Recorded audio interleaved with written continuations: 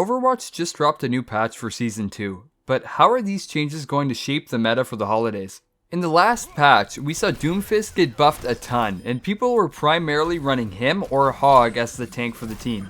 We also saw Sojourn get reworked, with her not being able to one-shot with a railgun anymore, but she was still strong with a mercy pocket and she could now charge her railgun quicker.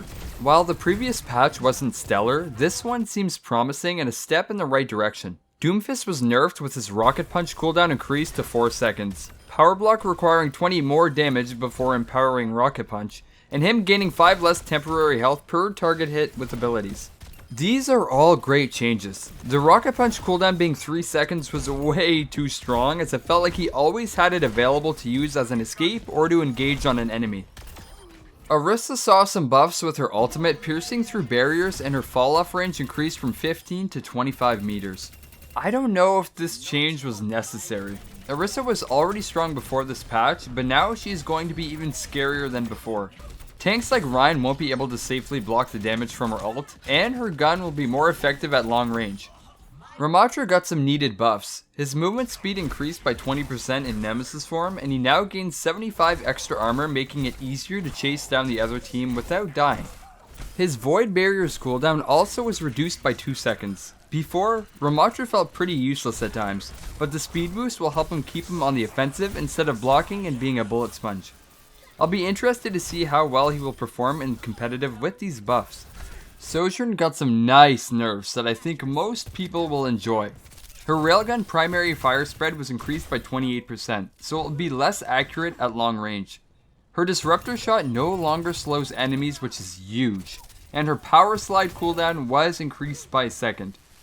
All pretty good changes to her kit, but I still think her railgun should take longer to charge because that's where most of her power lies. Tracer's damage was reduced by 0.5, and this is a nice change. It was too easy for her to get behind a team and pick a squishy, but now it should give supports more time to react and survive. Ana got some crazy buffs that not many people were expecting. Her biotic rifle's damage and healing was increased by 5, which means she's now able to 2-shot a Tracer. This alone is a great change, but what I think is even better is her grenade's effect lasts an extra second. It sounds minor, but believe me, it will be noticeable. This means you can keep the other team antied for longer, making her incredibly useful against tanks like Hog, who self-heals. Kiriko got only 1 nerf, but it is big. Her Suzu invincibility duration was reduced from 1 second to 0.85 seconds. This gives your team who got cleansed less time to reposition and heal up, allowing for the other team to punish right after the Suzu. The only issues I have with this update is they didn't touch Roadhog at all yet.